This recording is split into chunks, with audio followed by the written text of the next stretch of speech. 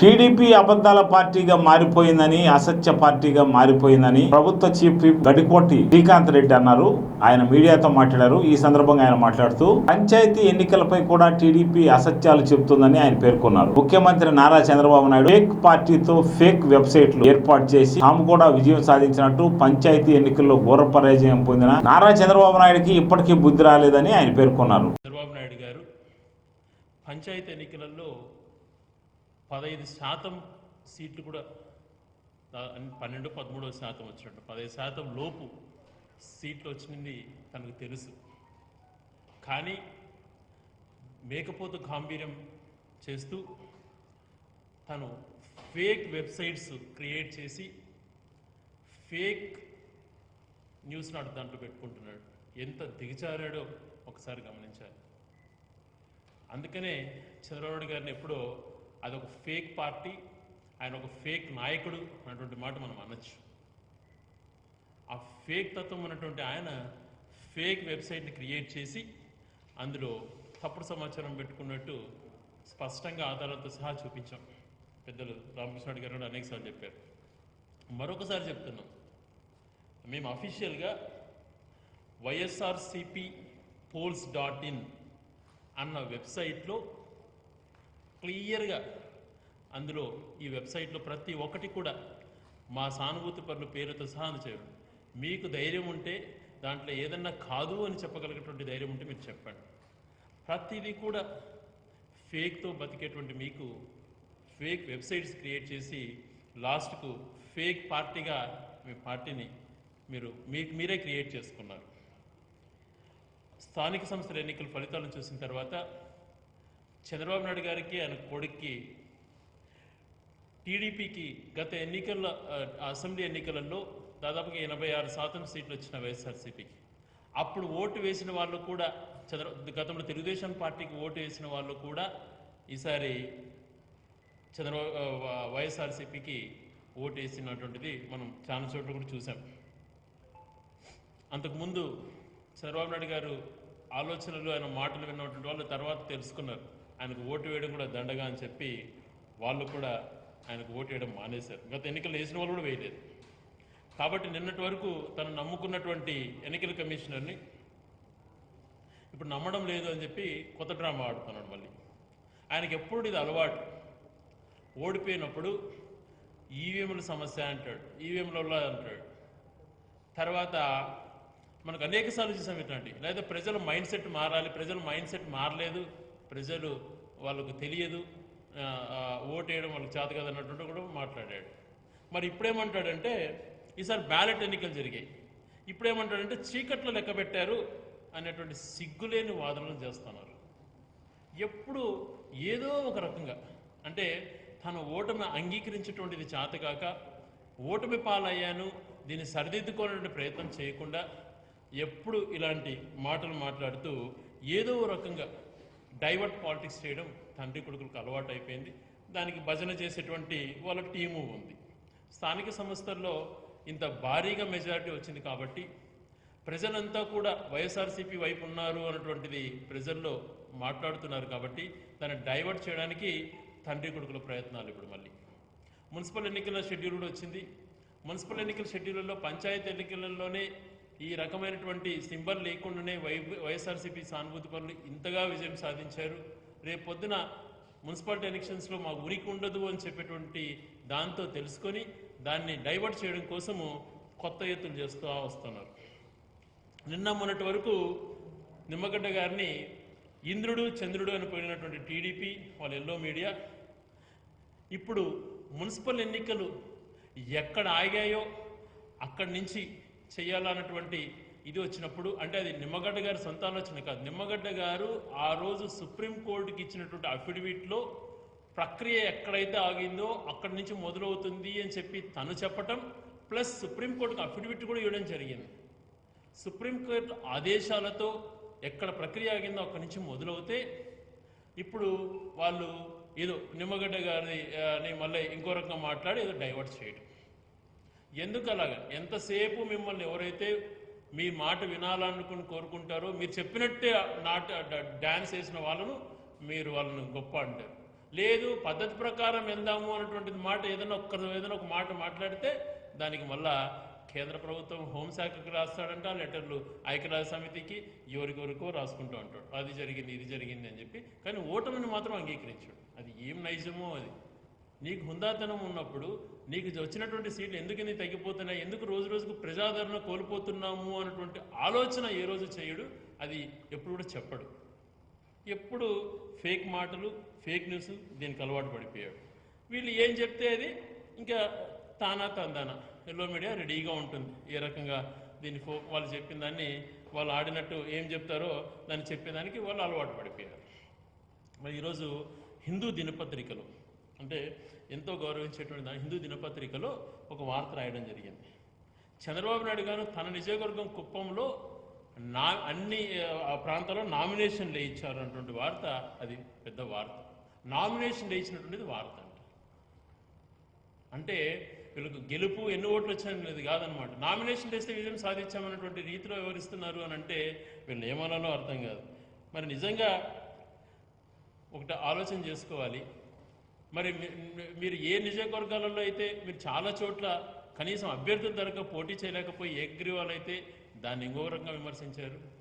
ఈరోజు అభ్యర్థిని నిలబెట్టుకొని అదేదో అభ్యర్థి నిలబడిన దాన్నే మీరు పెద్దగా ఫోకస్ చేసుకుంటున్నారు. అంటే భవిష్యత్తులో వీళ్ళకి ఏమవుతుందంటే రాబో ఎన్నికలలో ఎమ్మెల్యే ఎలక్షన్స్ కానీ ఎంపీ ఎలక్షన్స్లో కానీ వీళ్ళు అంటే అభ్యర్థులు పలా నియోజకవర్గంలో ఎమ్మెల్యే గెలుస్తాడు, ఎంపీ గెలుస్తాడు రాసుకోలేరు వాళ్ళు. అప్పుడు ఏం రాసుకుంటారంటే ఆ నియోజకవర్గంలో తెలుగుదేశం పార్టీ తరఫున నిలబడ్డాడు, ఫలాన్ని ఎక్కడో ఒక చోట రెండు చోట్ల మాకు ఆ వార్డులలో కొంచెం మెజార్టీ వచ్చిందని రాసుకునేటువంటి దుస్థితికి తెచ్చుకుంటున్నారు. అది కూడా ఒక వార్తేనా? అంటే ఈ రకంగా ఎప్పుడు కూడా ఏదో దాన్ని వాడుకోవడం, దాన్ని చూస్తూ అంటే వాళ్ళకు వాళ్ళు సిగ్గుపడాలి ఎట్లాంటి చేసుకుంటున్నారు. కాబట్టి మీరు ఎన్ని విజయం సాధించారనేటువంటిది చెప్పలేరు. అది చంద్రబాబు నాయుడు గారి నియోజకవర్గంలో నామినేషన్లు వేశారనేటువంటిదే ఒక వార్త. ఈ రకంగా ఉంది వాళ్ళ పరిస్థితి చూసినప్పుడు. ఇంకా విశాఖ స్టీల్ ప్లాంట్ విషయానికి వస్తే పల్లా శ్రీనివాస్ గారు తను దీక్ష చేస్తున్నాడు. తనకు కరోనా వచ్చిన తర్వాత అది తగ్గిన తర్వాత నీరసంగా ఉన్నటువంటి కరోనా వచ్చినటువంటి వ్యక్తి దాదాపుగా 2 నెలల, కొంతమందికి 1-2 నెలల వరకు చాలా నీరసంగా ఉంటుందని అందరికీ తెలుసు రాష్ట్ర వ్యాప్తంగా. ఆ కరోనా వచ్చినటువంటి వ్యక్తికి చాలా నీరసంగా ఉంటే మానవతా దృక్పథంతో తన హాస్పిటల్కి తరలిస్తే దాన్ని రాజకీయం చేయటం, దాన్ని రాజకీయంగా వాడుకోవడం. అంటే నిజంగా నీకు చిత్తశుద్ధి ఉంటే మరి నీ కుమారుడు నేను కూర్చోపెట్టు, లేకపోతే మూర్తి గారు మనోడు ఉన్నాడు కదా వాళ్ళు ఎందుకు కూర్చోపెట్టుకోలేకపోయినావు? మానవతా దృక్పథంతో శ్రీనివాస్ గారికి కరోనా వచ్చి నీరసంగా ఉన్నప్పుడు అక్కడ ఉన్నటువంటి పరిస్థితులను ఆయన ఆరోగ్య రీత్యా ఆయన కుటుంబ శ్రేయస్సు దృష్ట్యా హాస్పిటల్కి తరలిస్తే దాన్ని రాజకీయమే. ప్రతిదీ రాజకీయం రాజకీయం రాజకీయం. ఎందుకని నీ కొడుకును కానీ మరి మూర్తి కానీ మనోడు కానీ కూర్చోపెట్టు, మరి నువ్వు అది చేయలేడు. అదే రకంగా అమరావతి నుంచి అక్కడికి తీసుకెళ్లి రైతులతో చేయనిపిస్తాను అన్నమాట. నిజంగా చంద్రబాబు నాయుడు గారు ఒకటి ఆలోచన చేయండి. ఈరోజు అమరావతికి శాసన రాజధాని, లెజిస్లేటివ్ క్యాపిటల్ చెయ్యాలా అని చెప్పి ఇటు రాయలసీమ వాసులు కానీ అటు ఉత్తరాంధ్ర వాసులు కానీ రాష్ట్రం అంతా కూడా ఇక్కడ ఉంటే బాగుంటుందని మేము కూడా దాన్ని స్వాగతించాం. మరి నువ్వేం చేసావు? ఏది వేరే ప్రాంతంలో ఏమి ఉండకూడదు, ఎగ్జిక్యూటివ్ క్యాపిటల్ అనేటువంటి విశాఖపట్నంలో అస్సలు వద్దు, విశాఖపట్నంలో ఏమీ ఇవ్వద్దండి, అక్కడ గెస్ట్ హౌస్లు కట్టొద్దండి, రాష్ట్ర ప్రభుత్వానికి సంబంధించినటువంటి ఏమీ అక్కడ కట్టొద్దు, ప్రతిదీ కడుతుంటే కోర్టుకెళ్ళి స్టేలు తీసుకొచ్చి విశాఖపట్నంలో ఎటువంటి నిర్మాణాలు ఉండకూడదు అన్నటువంటి వాదన తీసుకొచ్చినట్టు నువ్వు మళ్ళీ కేవలం ఇక్కడ అమరావతి వాళ్ళు ఏ ప్రాంతంలో ఉండకూడదు అని దీక్ష చేసిన వాళ్ళను అక్కడికి తీసుకెళ్ళావనంటే నీ ఆంతర్యం ఏందో ఒకసారి నువ్వు చెప్పాలి బయటికి. మరి ఏ రకమైనటువంటి వీళ్ళకి హక్కు ఉంది విశాఖపట్నం వెళ్ళటానికి? అక్కడ ఎగ్జిక్యూటివ్ క్యాపిటల్ చేస్తామంటే వద్దు, ఎటువంటి డెవలప్మెంట్ చేయొద్దు అని అడ్డుకుంటే వాళ్ళను అక్కడ విశాఖకి తీసుకెళ్ళి ఏం మెసేజ్ ఇవ్వాలనుకున్నాడో చంద్రబాబు నాయుడు గారు చెప్పాలి. మరి నిజంగా విశాఖపట్నంలో ఈరోజు తండ్రి కొడుకులు మళ్ళీ విశాఖపట్నం వెళ్తామంటున్నారు. అక్కడ ఎటువంటి నిర్మాణాలు ఏమీ చేపట్టద్దు, ఎగ్జిక్యూటివ్ క్యాపిటల్ వద్దు అన్నటువంటి వాళ్ళు ఏ రకంగా విశాఖపట్నంలో అడుగు పెడతారో చెప్పవలసిందిగా నేను డిమాండ్ చేస్తున్నాను. అదే రకంగా విశాఖ ఉక్కుకు సంబంధించి ప్రైవేటైజేషన్ విషయంలో దాదాపుగా 2014 నుంచి తన ప్రభుత్వం ఏదైతే ఇద్దరు క్యాబినెట్ మినిస్టర్లతో భాగస్వామ్య పార్టీగా ఉంటూ ఆ పార్టీ అలయన్స్తో మినిస్టర్స్ కూడా క్యాబినెట్ మినిస్టర్స్ తీసుకొని చేస్తున్నటువంటి వాటిలలో ఆ సమయం 2014లోనే అనేక సార్లు RINL అంటే రాష్ట్రీయ ఇస్పాత్ నిగమ్ లిమిటెడ్ దాన్ని ప్రైవేటైజేషన్ చేయడం కోసం అనేకమైనటువంటి సార్లు వచ్చాయి. దీంట్లో వార్తలు పూర్తిగా ఇది కూడా మీడియా సోదరులకు అందజేస్తాను. అప్పుడు వచ్చినటువంటి ఇంగ్లీష్ పేపర్స్లో వచ్చినటువంటి news, RINL disinvestment 36,000 Visakhapatnam steel plant employees go on strike, employees union oppose RINL disinvestment 2014లో, disinvestment of RINL on the cards ఇది 2014లో, 2014 మే 30న, market conditions may prevent disinvestment of RINL 2017లో. ఇట్లా 12, 13, 14, 15, 16, 17, 18 సంవత్సరంలో ప్రతి సంవత్సరంలో వచ్చినప్పుడు ఎందుకని చంద్రబాబు నాయుడు గారు ఆ రోజు అడగలేదు? అసలు ఆయన నిజంగా ఒక మనిషిలాగా మాట్లాడతాడా లేకపోతే కేవలం రాజకీయంగా మాట్లాడతాడా అనేటువంటిది తను తేల్చాలి. ఈరోజు చంద్రబాబు నాయుడు గారు తన అడ్డమైన సొమ్ముతో, అంటే చంద్రబాబు నాయుడు గారు మాకు ప్రత్యేకత కావచ్చు, తన అడ్డమైన సొమ్ముతో తన హెరిటేజ్ ఫ్యాక్టరీ, హెరిటేజ్ అన్నటువంటిది తనకుంది, హెరిటేజ్ సంస్థ. ఆ సంస్థని మేము అమ్మగలుగుతామా ప్రభుత్వ పరంగా? ఆయన మా ప్రత్యేకతనే మేము అమ్మగలుగుతామా? ఆ దోచుకున్న సొమ్ముతో ఆయన పెట్టుకున్నాడు, తనే అమ్ముకుంటున్నాడు. అదేవిధంగా విశాఖపట్నం స్టీల్ ప్లాంట్ అనేటువంటిది కేంద్ర ప్రభుత్వానికి సంబంధించింది. కేంద్ర ప్రభుత్వం 2014 నుంచి అనేక సార్లు ఈ రకంగా వస్తున్నటువంటి వార్తలను ఆ రోజు ఎందుకు మాట్లాడలేకపోయాడు? ఈ రోజుకి మోడీ గారికి ఎందుకు లెటర్ రాయలేకపోతున్నాడు? విశాఖపట్నం సంబంధించి స్టీల్ ప్లాంట్కి సంబంధించి రాష్ట్ర ప్రిస్టేజ్ కాబట్టే దాన్ని ఎట్టి పరిస్థితుల్లో కాపాడుకోవాలని చెప్పి గౌరవ ముఖ్యమంత్రి గారు జగన్మోహన్ రెడ్డి గారు మోడీ గారికి లెటర్ రాయడం అయితేనేమి, 3 దానికి ప్రత్యేకమైనటువంటి మార్గాలు కూడా దాన్ని చూపించి ఆ సమస్యను ఎలా నిలబెట్టాలన్నటువంటి ప్రయత్నంలో భాగంగా ఎవరికైతే రాయాలో వాళ్ళకే లెటర్ రాసి చేస్తుంటే, ఈయన ఎన్నికల కమిషన్ సంబంధించినటువంటిది ఎన్నికల కమిషన్ కాకుండా ఏ రకంగా అయితే ఐక్యరాజ్య సమితికి వాళ్ళకి లెటర్ రాస్తానంటాడో ఈరోజు అందరికీ లెటర్ రాస్తున్నాడు చంద్రబాబు నాయుడు గారు, జగన్మోహన్ రెడ్డి గారు, ఇంకోరికి అందరికీ. రాయాల్సిన వ్యక్తికి ఎవరైతే చేసేటువంటి వాళ్ళు ఉన్నారో వాళ్ళకు ఉత్తరం రాయడంలే. ఎందుకంటే ఎక్కడ జైల్లో వేస్తారు అన్నటువంటి భయం. నీ సంస్థ ప్రైవేట్కి సంబంధించినటువంటి సంస్థ, హెరిటేజ్ సంస్థ, మరి ప్రభుత్వ పరంగా ఏదైనా చర్యలు తీసుకోవాల్సిన ఆలోచన ఉన్నప్పుడు నీ హెరిటేజ్ సంస్థను మేము అమ్ముతే ఒప్పుకుంటారు ప్రభుత్వ పరంగా? ఇది కూడా కేంద్ర ప్రభుత్వానికి సంబంధించింది. ఈరోజు విశాఖపట్నం స్టీల్ ప్లాంటే కాదు, అక్కడ ఉన్నటువంటి ఎయిర్పోర్ట్ కానీ ఇవన్నీ కూడా అక్కడ అనేకమైనటువంటి పరిశ్రమలు కేంద్ర ప్రభుత్వానికి సంబంధించిన ఏమన్నా మనం అమ్ముకోగలుగుతామా? మనకు హక్కు ఉంటుందా? అది కూడా ఆలోచన లేకుండా ఎందుకని మోడీకి నువ్వు లెటర్ రాయలేకపోతున్నావు అని చెప్పి నిన్ను గట్టిగా అడుగుతున్నాను. ఏంది నీ భయం ఏంటి? ఈరోజు వైఎస్ఆర్సీపీ రాష్ట్ర ప్రభుత్వం ఉన్నా కూడా దానికి ప్రత్యేక మార్గాలు చూపించడమే కాకుండా పెద్ద ఎత్తున పోరాటానికి ప్లాన్ చేస్తుంది. ఇప్పుడే గౌరవ మా పార్లమెంట్ సభ్యులు విజయసాయి రెడ్డి గారు 25 కిలోమీటర్లు శాసనసభ్యులతో పార్లమెంట్ సభ్యులతో కలిసి పాదయాత్ర చేయబోతున్నారు. గట్టిగా దాన్ని అగేనెస్ట్ చేస్తున్నారు. ఆల్రెడీ ముఖ్యమంత్రి గారు ప్రధానమంత్రి గారికి లెటర్ రాసి ప్రధానమంత్రిని కలవటానికి కూడా అపాయింట్మెంట్లు కోరడం జరిగింది. అక్కడ పోయి చేయాల్సినటువంటి పనిని డ్రామాల కోసం ఇక్కడ పంచాయతీ ఎన్నికలలో డిపాజిట్లు కోల్పోయినారనే ఉద్దేశంతో మున్సిపాలిటీ ఎలక్షన్స్లో ఏది మీరు చెప్పుకోలేక ప్రజల దగ్గరికి పోలేక కొత్త నాటకాలు ఆడతారా? ఎంతకాలం ఈ డ్రామాలు? సిగ్గనిపించదా మీకు? ఎప్పుడు ఇటువంటి రాజకీయాలు చేసి చేసి చేసి మీరు పతనమైపోయిన ప్రజలలో రాజకీయ నాయకులను చులకన భావన రావడానికి గల కారణం చంద్రబాబు నాయుడు గారు. ఒక క్రెడిబిలిటీ లేదు, మాటపై నిలబడ్డు, ఎప్పుడు ఏదో ఒక రకంగా ఫేకులతోనే బతకాలన్నటువంటి ఆలోచన తను చేస్తూ ఉంటాడు.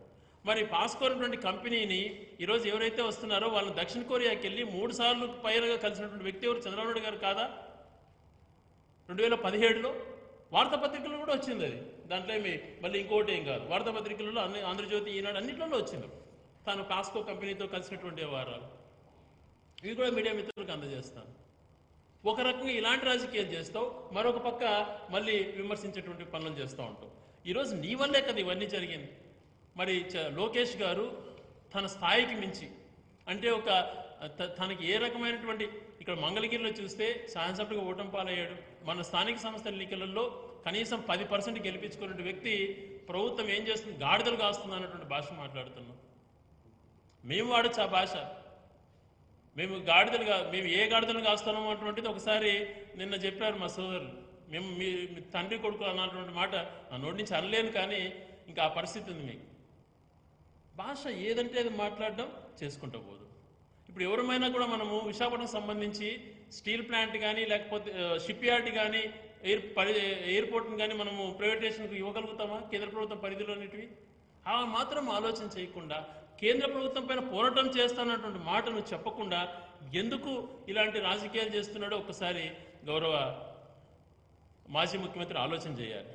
తను ప్రైవేటైజేషన్కు అంటే పరిశ్రమలన్నింటినీ కూడా అమ్మకానికి పెట్టారు. 1995 నుంచి 2004 వరకు ఆయన పనిచేసిన ముఖ్యమంత్రి సమయంలో ఆయన ముఖ్యమంత్రిగా ఉన్నప్పుడు దాదాపుగా దేశవ్యాప్తంగా 84 పరిశ్రమలు ప్రైవేటైజేషన్ అయితే ఒక ఆంధ్రప్రదేశ్లోనే 52 సంస్థలు పైన ప్రైవేటైజేషన్ చేశారు. అనేకమైనటువంటి పరిశ్రమలను నాశనం చేశారు. ఆ లిస్టు కూడా మీడియా సోదరులకు నేను ఇస్తాను. ఎన్ని కోఆపరేటివ్ మిల్స్ కానీ, స్పిన్నింగ్ మిల్స్ కానీ, షుగర్ ఫ్యాక్టరీస్ కానీ, గోదావరి ఫర్టిలైజర్స్ కానీ ఇలాంటివన్నీ చెప్పుకుంటూ పోతే అనేకమైనటువంటి గొప్ప గొప్ప కంపెనీ అన్నింటినీ కూడా నువ్వు ఆల్విన్ వాచెస్ని కానీ ఇవన్నీ కూడా టోటల్గా 52-54 పైగా పరిశ్రమను ఆ రోజు ఇది చేశావు. ఈ ప్రభుత్వం ఇప్పుడు చిత్తశుద్ధిగా ఉంటుంది. ఆర్టీసీ ప్రభుత్వం చేతిలో ఉన్నది కాబట్టి ఏదైతే ఆర్టీసీని కార్పొరేషన్ ఉన్నటువంటి కార్పొరేషన్ ప్రభుత్వంలోకి విలీనం చేసుకుంటుంది ఈ ప్రభుత్వం ఏదైనా ప్రైవేటైజేషన్ చేయాలని ఎందుకు ఆలోచన చేస్తుంది? నీకు ఆలోచన వచ్చింది ఆ రోజు ఆర్టీసీని ప్రైవేటైజేషన్ చేయాలా అని చెప్పి. ఈ ప్రభుత్వం ఆర్టీసీ నష్టాలలో ఉన్నటువంటి సంస్థను ఛాలెంజ్గా తీసుకొని ప్రభుత్వంలో విలీనం చేసుకొని చక్కగా నడిపిస్తావు అంటే దీన్ని బట్టి చిత్తశుద్ధి ఒకసారి ఆలోచన చేయండి. ఒక ఆర్టీసీనే కార్పొరేషన్గా ఉన్నటువంటి ఆర్టీసీనే ప్రభుత్వంలోకి విలీనం చేసుకొని భద్రత కల్పించేటువంటి ముఖ్యమంత్రి జగన్మోహన్ రెడ్డి గారు మీకు ఇలాంటి పనులు వేరే దానికి ఎంకరేజ్ చేస్తారా? అందుకే ధైర్యంగా ఏదైతే కేంద్ర ప్రభుత్వం చేస్తుందో దీన్ని గట్టిగా నిలదీయాలని చెప్పి పార్లమెంట్ సభ్యులు అడగడం జరిగింది. పార్లమెంట్ సభ్యులు అందరూ పోయి కలిశారు. కేంద్ర హోంశాఖ మంత్రిని, ప్రధానమంత్రి అపాయింట్మెంట్ అడిగారు. గౌరవ ముఖ్యమంత్రి గారు కూడా ప్రధానమంత్రి అపాయింట్మెంట్ అడుగుతున్నారు. అదే రకంగా ప్రధానమంత్రికి ఆల్రెడీ లెటర్ కూడా రాశారు. దానికి ఏ రకమైనటువంటి మార్పులు చేస్తే ప్రత్యామ్నాయ మార్గాలు ఏమున్నాయో కూడా సూచించారు. ఇంత చిత్తశుద్ధితో గౌరవ ముఖ్యమంత్రి గారు పనిచేస్తుంటే మీరు విశ్వరాతలు రాయటం, నిందలు వేయటం. మరి మీరు ఎందుకని ఇప్పుడు కూడా సూటిగా మేము ప్రశ్నిస్తున్నాం అంటే మీకు మోడీ గారికి ఈ లెటర్ రాయడం మీకు భయము అంటుండేది చెప్పండి. స్పష్టంగా తెలుస్తూ ఉంది. చేయాల్సిన వాళ్లకు లెటర్ రాయకుండా ఎందుకు ఇటువంటి పరిస్థితికి దిగజారుతున్నారు అని చెప్పి ప్రశ్నిస్తున్నాను. ఏదైతే విశాఖపట్నం స్టీల్ ప్లాంట్ ఉందో దాని యొక్క ఉనికి కాపాడుకోవడానికి అనునిత్యం వైఎస్ఆర్ కాంగ్రెస్ పార్టీ కానీ మా ప్రభుత్వం కానీ గౌరవ ముఖ్యమంత్రి గారు కానీ పూర్తి స్థాయిలో దానికి ఏ రకంగా ఆ కార్మికులకు భరోసా ఇచ్చేటువంటి మార్గాలన్నిటి కూడా చూస్తున్నారు. వాళ్ళకి న్యాయం జరిగే విధంగా వాళ్ళకి ఎటువంటి ఇది నష్టం జరగకుండా అవసరమైతే ఎవరిదైనా పోరాడడానికి సిద్ధపడి వాళ్ళ ఉనికి కాపాడుతామని చెప్పి తెలియజేస్తాం.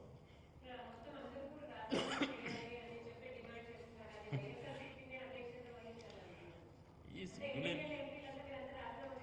సిగ్గులేని డిమాండ్లు, అర్థం లేనటువంటి మాటలు, వాదనలు మేము అన్నీ చెప్పాం.